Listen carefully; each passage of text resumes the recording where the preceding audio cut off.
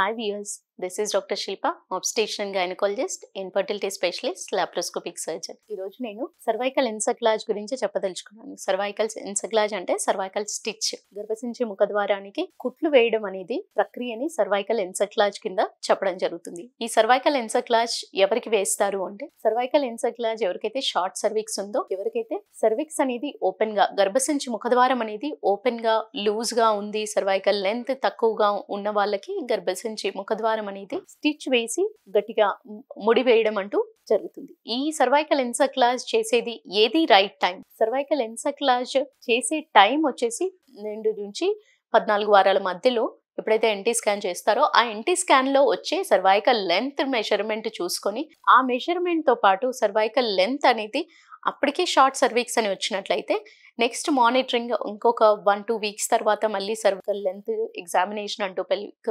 Scan ద్వారా తెలుసుకొని ఆ లెంత్ అనేది తగ్గుతున్నప్పుడు డెఫినెట్లీ వాళ్ళకి సర్వైకల్ స్టిచ్ వేయాల్సిన అవసరం ఎంతైనా ఉంది. ఈ సర్వైకల్ స్టిచ్ అనేది ఎవరికి టిపికల్లీ ఐడెంటిఫై చేస్తారు అంటే ఎవరికైతే ప్రీవియస్ హిస్టరీ ఆఫ్ అబార్షన్స్ ఉన్నాయో, ఎవరికైతే ఎక్కువగా వెజైనల్ ఇన్ఫెక్షన్స్ ఉన్నాయో, ఎక్కువగా డిశ్చార్జ్ అనేది ఫస్ట్ 3 months పీరియడ్లో ఎక్కువగా డిశ్చార్జ్తో ఎవరైతే వస్తారో, ఒక ప్రెగ్నెంట్ ఉమెన్ ఎక్కువగా వస్తారో వాళ్ళకి డెఫినెట్లీ సర్వైకల్ లెంత్ అనేది గర్భసించి ముఖద్వారం అనేది చిన్నగా జరిగే అవకాశము లేదా ప్రీటర్మ్ డెలివరీ జరిగే అవకాశాలు ఉన్నాయని వాళ్ళ రిస్క్ ఫ్యాక్టర్ కేటగిరీలోకి వస్తారు. సో వీళ్ళని కొంచెం ఎక్కువగా మానిటరింగ్ చేస్తూ, అంటే ఎవ్రీ 2 వీక్స్కి ఒకసారి స్కాన్ చేస్తూ లెంత్ కరెక్ట్గా ఉందా లేదా, లెంత్ తగ్గుతున్నట్టయితే వెంటనే రైట్ టైంలో సర్వైకల్ స్టిచ్ అనేది ప్లాన్ చేసి స్టిచ్ వేసుకున్నట్టయితే ఎర్లీ డెలివరీ జరగకుండా, ప్రీటర్మ్ డెలివరీ జరగకుండా, ప్రీటర్మ్ బర్త్ అంటూ జరగకుండా లేదా అబార్షన్ అంటూ జరగకుండా చాలా వరకు నివారించవచ్చు.